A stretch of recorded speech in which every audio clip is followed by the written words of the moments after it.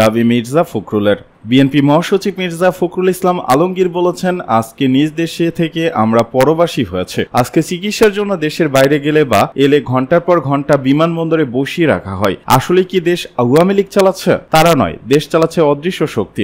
তিনি বলেন, আজকে সারা দেশে কক্ষিগত করে রাখা হয়েছে। আওয়ামী লীগ ছাড়া চাকরি হয় না, বিসিএস পাশ করার পরও চাকরি হচ্ছে না। আজকে চাকরির জন্য ডিএনএ টেস্ট করাতে হয়। তারা বিএনপি করে কিনা? শনিবার বিকেলে বিএনপি নয়াপল্টন কার্যালয়ের সামনে জাতীয়তাবাদী যুবদল আয়োজিত বিএনপি চেয়ারপারসন বেগম খালেদা জিয়ার মুক্তি, তারেক রহমানের মিথ্যা মামলা প্রত্যাহার এবং যুবদলের সভাপতি সুলতান সালাউদ্দিন টুকু সহ রাজবন্দীদের মুক্তির দাবিতে এক বিক্ষোভ সমাবেশে প্রধান অতিথির বক্তব্যে তিনি এসব কথা বলেন। সমাবেশে রাজধানী ঢাকা, বিভিন্ন ওয়ার্ড, থানাসহ আশেপাশের জেলার বিপুল সংখ্যক নেতাকর্মী অংশ নেন। মির্জা ফখরুল বলেন, খালেদা জিয়া শুধু নির্যাতিত নেত্রী নন, তিনি গণতন্ত্রের অতন্দ্র প্রহরী। সারা জীবন যিনি দেশ ও জনগণের জন্য ত্যাগ স্বীকার করেছেন, গণতন্ত্রের জন্য লড়াই করেছেন, আজকে দানবীয় সরকারের প্রতিহিংসার বশবর্তী হয়ে তাকে বন্দী করে রেখেছেন, যার সাজা হয়েছিল 5 বছর।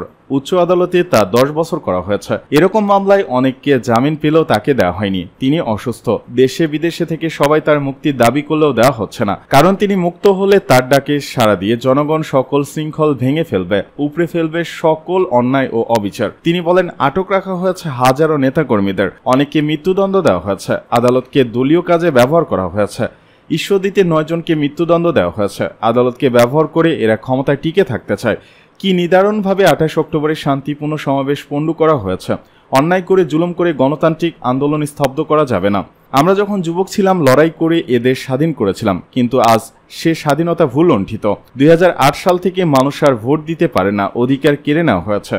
সরকার আবারও ভিন্ন মোড়কে বাকশাল কায়েম করতে চায়। আওয়ামী লীগের সাধারণ সম্পাদকের বক্তব্যের সমালোচনা করে বিএনপি মহাসচিব বলেন, গতকাল ওবায়দুল কাদের বলেছেন, আবার সন্ত্রাস করবেন না, তাহলে ডাবল শিক্ষা দেব। সন্ত্রাস বিএনপি করে না, আপনারা করেন। সন্ত্রাসের মাধ্যমে আওয়ামী লীগের জন্ম। মাওলানা ভাসানীকে পিটিয়ে আওয়ামী লীগ থেকে বের করে দিয়েছেন। ডেপুটি স্পিকারকে পিটিয়ে আপনারাই হত্যা করেছেন। তিনি বলেন, আজকে দুর্ভাগ্য যে জাতি ও গণতন্ত্র ও বাক স্বাধীনতার জন্য যুদ্ধ করেছিল, সে অধিকার থেকে বাংলাদেশ আজ বঞ্চিত। আজকে প্রতিটি জিনিসপত্রের দাম বাড়ছে। ট্রেনের ভাড়া, বাস ভাড়া, বিদ্যুৎ, পানি, গ্যাস, পানির দাম বেড়েই চলছে। অপরদিকে লুটপাট হচ্ছে দেশের অর্থনীতি, লুটপাট হচ্ছে ব্যাংক। আজকে নতুন নতুন আইন করছে লুটেরাদের স্বার্থে। মির্জা ফখরুল বলেন, নির্বাচন ব্যবস্থাকে ধ্বংস করে ফেলা হয়েছে। নতুন নতুন ফর্মুলা করা হচ্ছে। 7 জানুয়ারি নির্বাচনের নাম ডামি নির্বাচন। ডামি নির্বাচনে গৃহপালিত দলগুলোর সাথে চলে দেন দরবার। এত আসন না পেলে সে দলগুলো আবার নির্বাচনে না যাওয়ার হুমকিও দেয়। তিনি বলেন, সরকার বলে তারা নাকি গণতন্ত্র প্রতিষ্ঠা করেছে। তারা যদি গণতন্ত্র প্রতিষ্ঠা করেন, তাহলে এরশাদ ও ইয়াহিয়া কি করেছেন? তাদের আসলে কোনো লজ্জা শরম নেই। দেশটাকে তাদের পৈতৃক সম্পত্তি মনে করে। সূত্র দৈনিক নয়া দিগন্ত।